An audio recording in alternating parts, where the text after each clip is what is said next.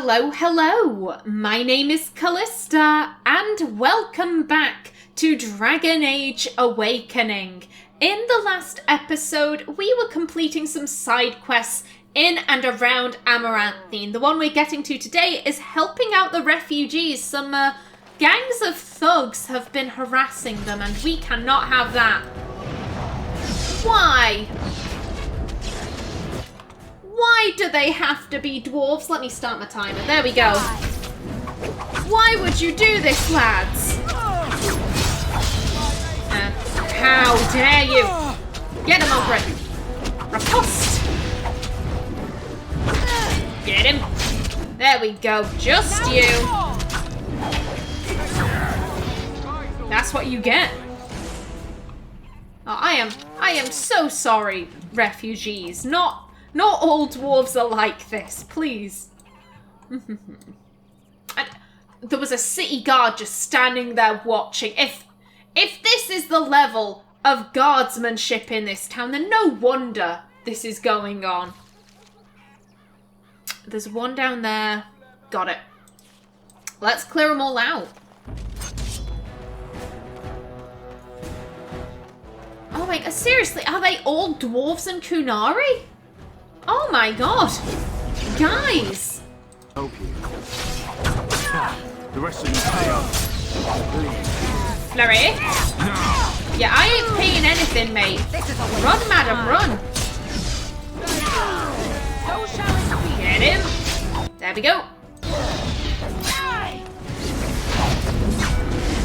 And riposte! Of course. Thank you for the loot. It is very appreciated. Now then, you lot. Stop harassing people. You don't always win. Oh. Oh, God. Why are you talking? Now is not the time.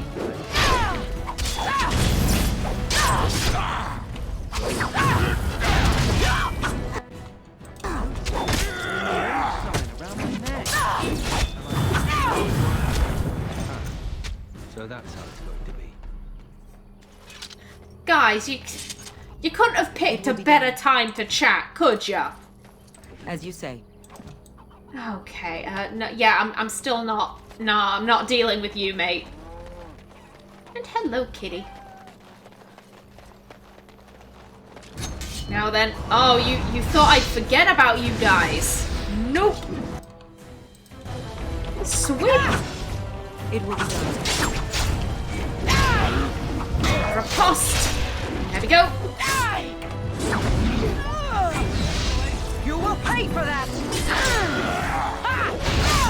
There we go. Good stuff. Okie doke. Tree? Okay, I'll go examine the tree. Huh. I didn't notice this the first time we came in. Ah, can you smell that? That is the smell of freedom. It comes complete with the smell of dogs and dust, but the freedom is in there too.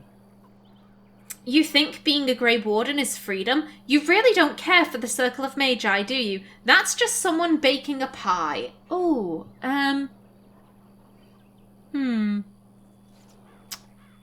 There probably is someone baking a pie. I would imagine that to be a lovely smell, and I would not be complaining. I've said before, Artin has never spoken to someone who has actively said the circle was awful. She's spoken to Qwinn, who is so pro-circle, and the one maid she spoke to who was kind of anti-circle literally just said the Templars were watching. She didn't say anything more than that. So I think she'd be kind of like, what's your opinion on it? I don't have an opinion, but you seem to hate it. Can you explain why? You really don't care for the Circle of Magi, do you? I escaped from the tower 7 times. After the last time, they put me in solitary confinement for a year. Eventually, I'm sure they would have branded me a Maleficar, true or not, and executed me.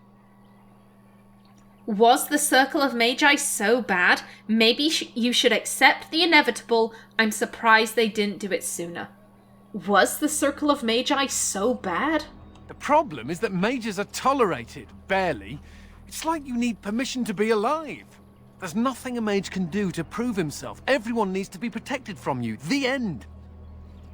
But mages are dangerous. Welcome to the rest of the world. There has to be a better way. I can sympathize. Oh.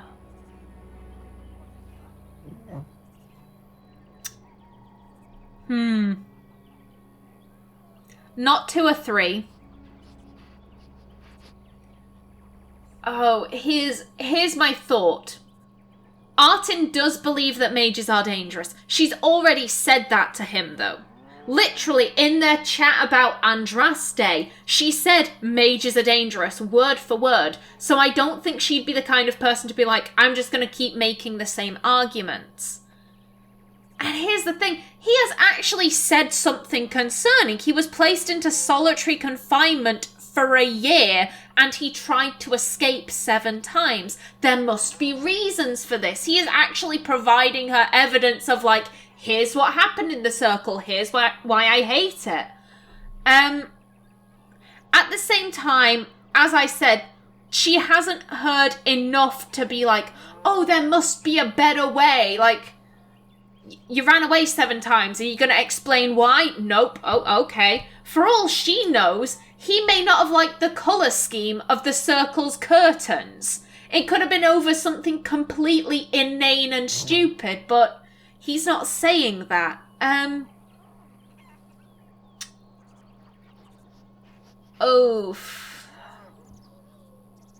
There's nothing a mage can do to prove himself.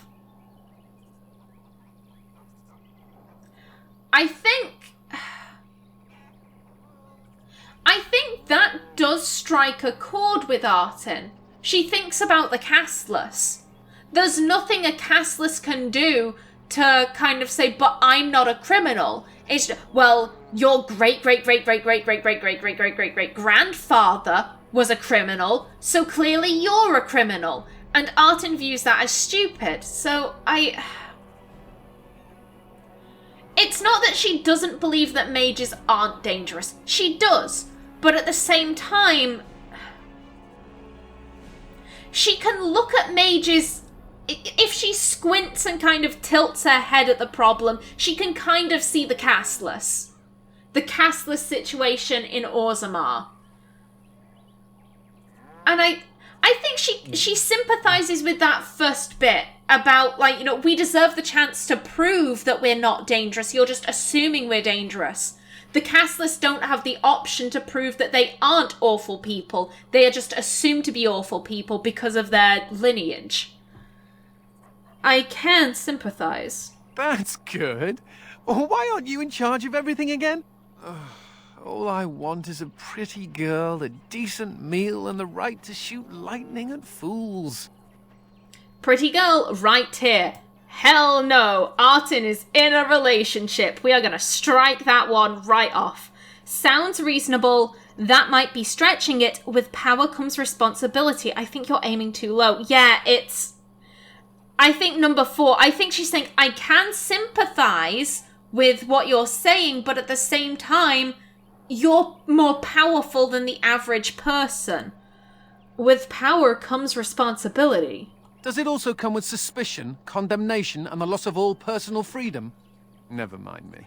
Now and again I recall that I'm not sitting in a cell and I have to smile, that's all. Yeah, like I said, Artin, I don't think she'll ever believe that mages aren't dangerous. They are. Inherently, they can cast fireballs with the, snap of their fingers. They draw in demons and such. And I think the more she talks to Anders, the more she might be able to go, oh, okay, the mages maybe aren't being treated the best in the circle. But at the same time, I think she also feels you don't know how lucky you are. You don't acknowledge all of the privileges that you also get. The rent-free accommodations that are very, very warm. access to an amazing education, clean laundered clothes, meals provided to you, and you don't have to pay for any of that.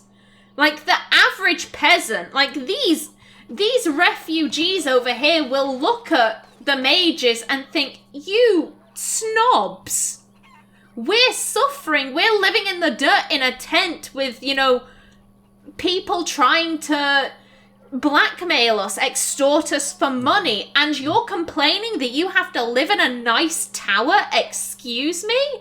It's a very awkward situation, I think. It's... I've said it before and I'll say it again. I think the circles should be more like schools. They should be treated more like they are in Winter, prestigious academies, that kind of thing.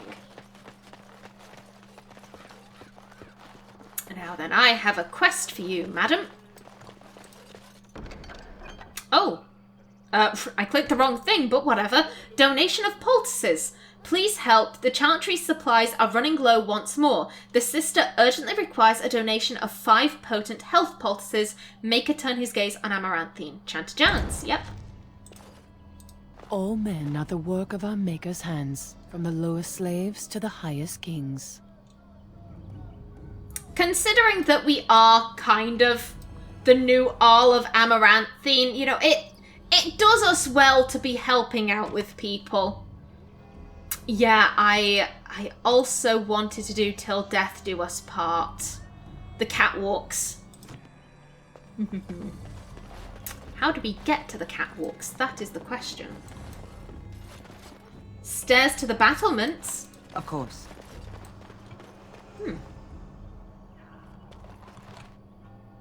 Very interesting. Let's just have a look around, see what we can spot. Whoop, no, I would like to take all, thank you. Yes. Nothing up here. Oh, excuse me. Back this way, Artin.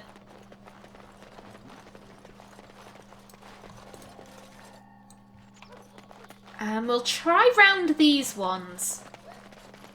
You know, Nathaniel, you're just like me. Am I now? Everyone hates your family for something terrible they did, even though you weren't involved. I hope you have a point, Anders. It's like you're a mage. If there were more hows, they'd lock all of you up in a tower to protect everyone else. A thrilling analogy. Anders, you are walking a very fine line with Nathaniel potentially punching you. I maybe wouldn't do that in the future.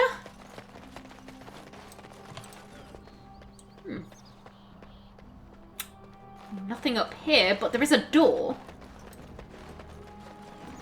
More battlements.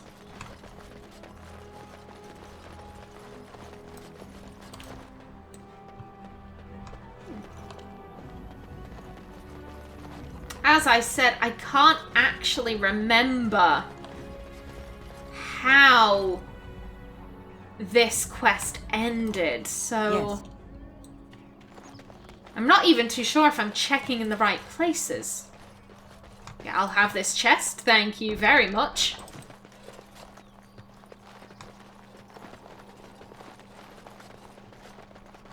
Oh, a note fragment.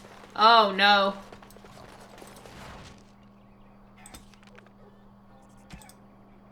Second note fragment. The fragment reads, "Poor husband, restoring that house was your dream, but I failed you." Oh, no. You found another fragment of a note from Alma's husband in which he laments his failures to meet her dream of buying and restoring an old abandoned house. The house itself may yield further clues. Oh, I know where I'm going now. I remember this.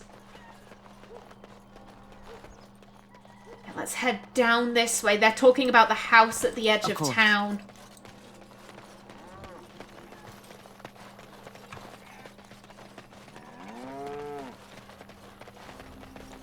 Yeah, that one, I believe. Oh, we can already see him. Oh, dear. Alma's husband appears to have killed himself, thinking he was unworthy of his wife. Perhaps knowing his fate will give Alma some closure. Did we take another note or a third note fragment? This fragment reads, "Better off without me, Alma. Be free, my love." Oh, sir, no. Oh, they even included the stool.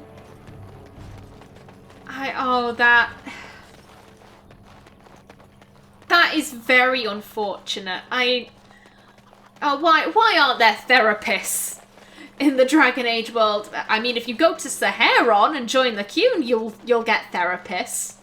The Qunari are the only race that acknowledge battle sickness, as in PTSD. They're the only group of people who acknowledge that it's a thing and have methods of treating it. Nowhere else in Thedas does. Oh, madam. Luckily, Artin is somewhat adept at giving out bad news.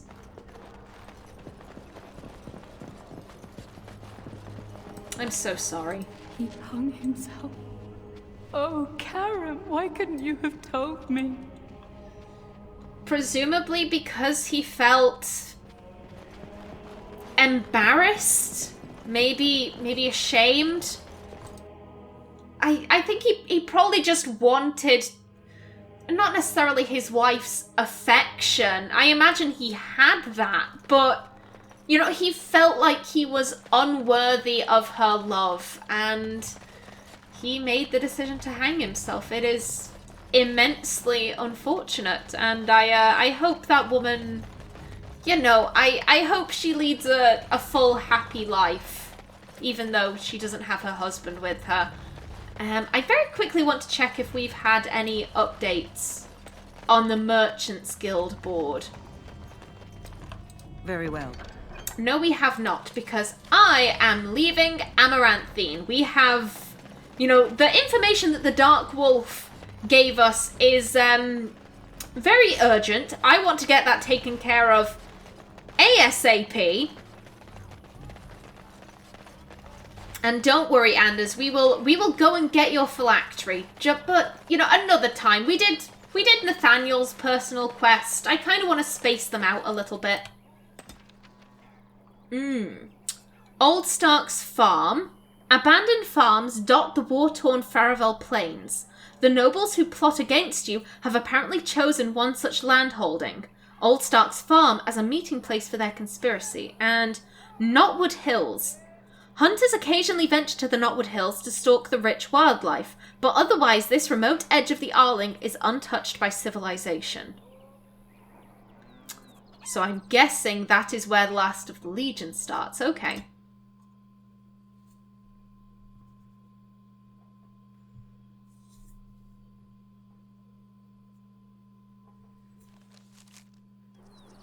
Alrighty then, who dare? Also, is there anything else to loot? No.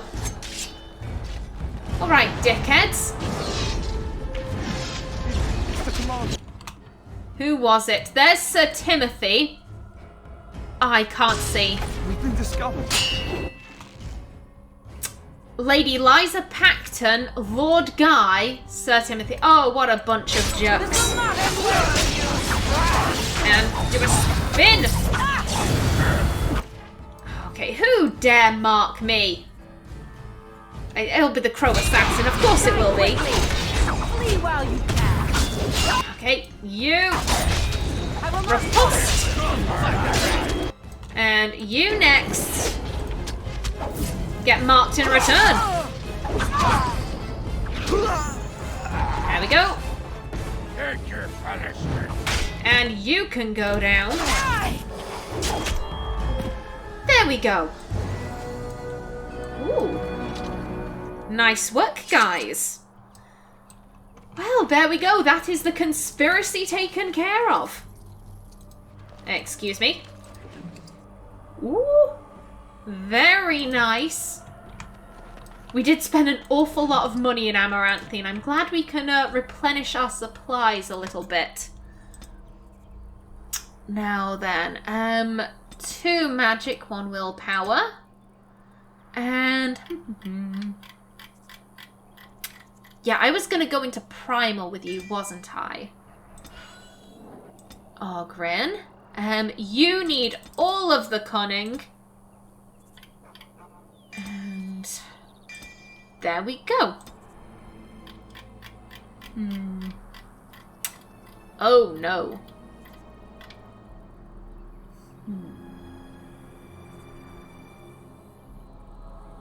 Let's see. I'm thinking this line might be good for Qwinn.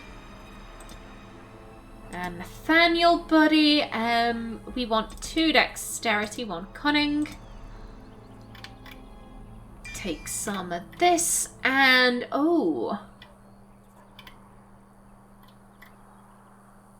maybe survival?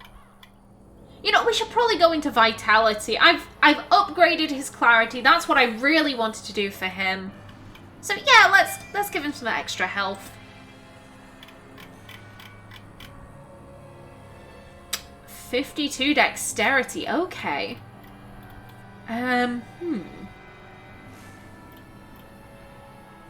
Okay, these won't really do anything for him. Let's grab that. Might as well. There we go. Good stuff, chaps. From here, I think I actually want to go back to the keep for a little while. I do have some gifts to be giving out.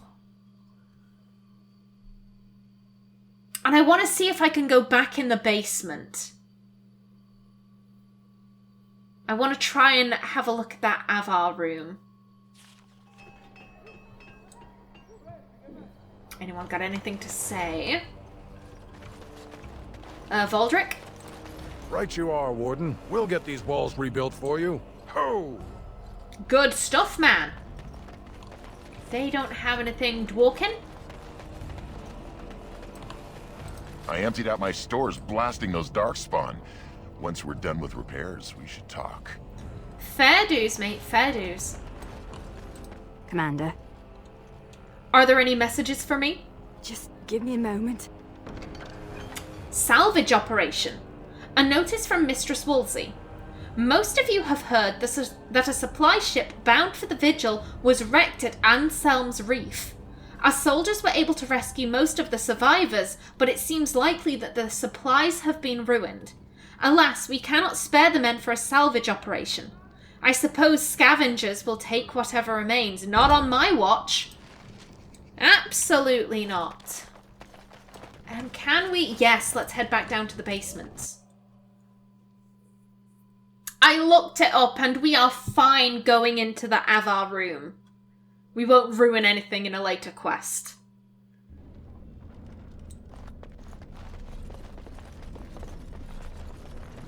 Think your jokes are funny, do you? Could have sworn that fly was buzzing again. Har!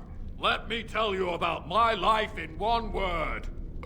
Oh no, don't take me back to the tower. I'm far, far too delicate. I'm not only a dwarf, I'm a moron. Listen to me fart. Oh no, big Templar man. What are you going to do with that sword? Ew. Don't play with fire unless you want to get burned, son. Yeah, Qwinn. Qwinn takes no prisoners, Anders. You should know that by now. Why has no one come to rescue the dog? Why? Why are we leaving it down here? The dog deserves better. And it was this way, I believe.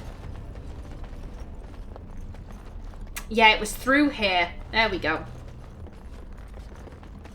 Still as creepy as before. Yeah, I was a little bit worried that plundering the sarcophagi would screw us over, but nope. No, it doesn't. The ghosts don't care. And excuse me, I would like... There we go. The Great Strife. Worn inscriptions deep in the bowels of Vigil's Keep tell of the Avar clan that settled here. With our warriors unmatched in skill and strength, and here we settled, in the caves carved by the hand of Korth, the Mountain Father. Ruadan, shaman of the people, turned from the gods who had ever sheltered him. In his grief, he destroyed the gifts of the Mountain Father and brought us low. The darkness drove him to madness, but also gave him power. He turned our warriors against us. Kiviel sought out the dwarves, and together they bound Ruadan in this place. So, to me, that indicates blood magic. He turned our warriors against us, so he used blood magic to, turn the clan kind of in on itself. I do find it interesting that one of the tribe was like, we need help, track down some dwarves. And considering how isolationist the dwarves are, I find it even more interesting that the dwarves in response would be like, yeah, we'll help you out. It's all good. Key of Kiviel. A tarnished ancient key.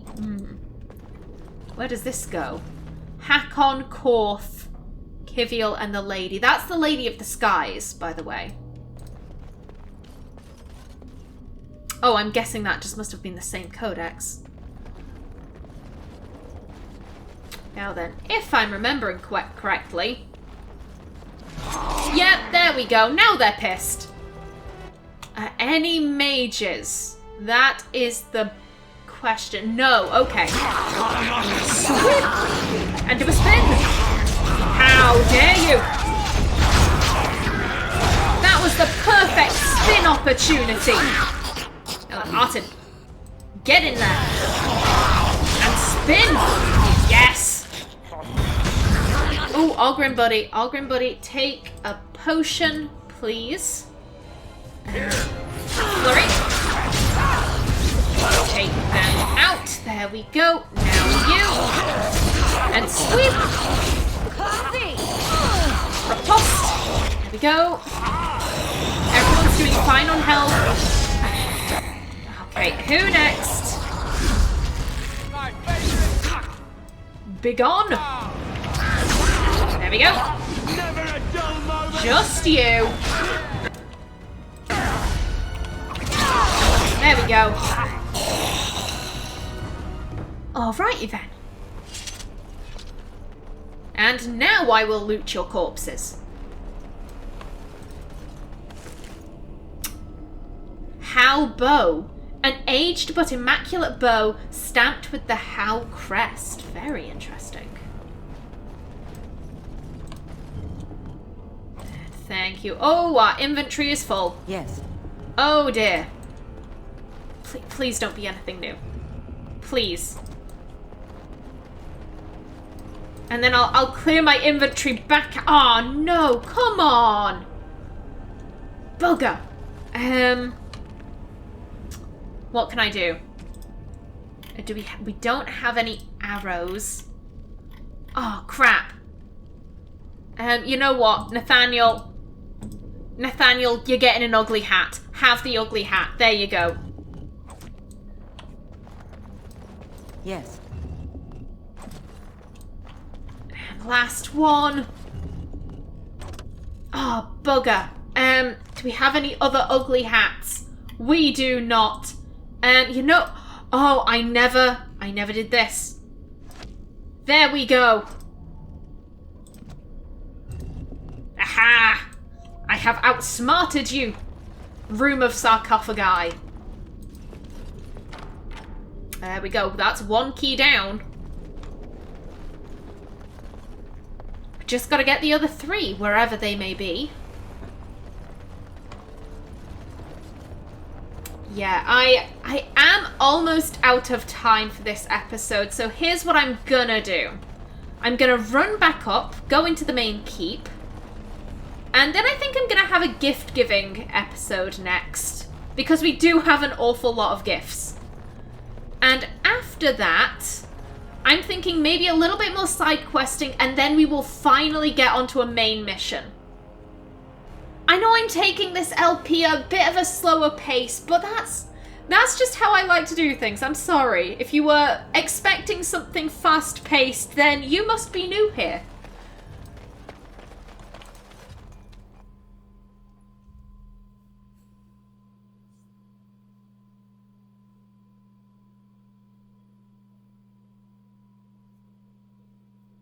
You know, I'm actually not the first How to be a Grey Warden.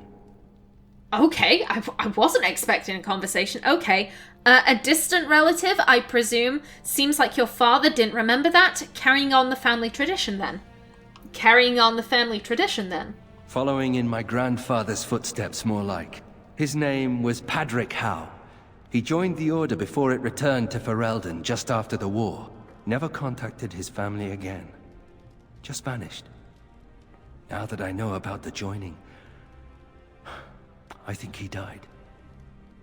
I would like it pointed out that you are incorrect. Maybe he's talking about a grand uncle? Maybe Rendon Howe had a sibling? No, that wouldn't make any sense. Maybe, because here's the thing, we know that his grandfather, Rendon Howe's father, was Tarleton Howe, and that he was hanged because he sided with the Orlesians. Maybe this is like Tarleton's brother? And, you know, rather than saying grand uncle, they say grandfather? Maybe they just, you know, oh, our actual grandfather was a traitor who sided with Orlais, so we're just kind of going to ignore him, and we're going to focus on our grand uncle as our grandfather. Maybe it's something like that. I'm not entirely sure. And the Howes were never told. Many good men and women die in the joining, so he wasn't actually a Grey Warden. No, as soon as you undergo the joining, you're a Grey Warden, whether you make it or not. And yeah, of course the Howes were never told. That's not procedure. Many good men and women die in the joining. I know that now. Father always said he was a horrible man for abandoning the family to join a pointless cause. I grew up ashamed of my grandfather. But now I see his bravery. That will take some getting used to. There wasn't a blight back then. His duty was to stay with his family. The only shame was your father's. Oh.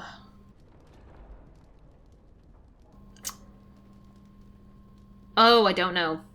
I do not know. Again, number 3 implies hatred that Artin doesn't have, so I'm disinclined to go with it. His duty was to stay with his family. If he felt such a strong call to being a Grey Warden, then, you know, good for him. Oh. Here's my thinking. I don't know what the implications of number 1 are. By which I mean, I'm guessing that they mean that in a, there wasn't a blight back then. Your grandfather was a horrible person. And I really don't like any of these options. Not number 3. My gut says don't go with number 3 because it doesn't make sense for Artin.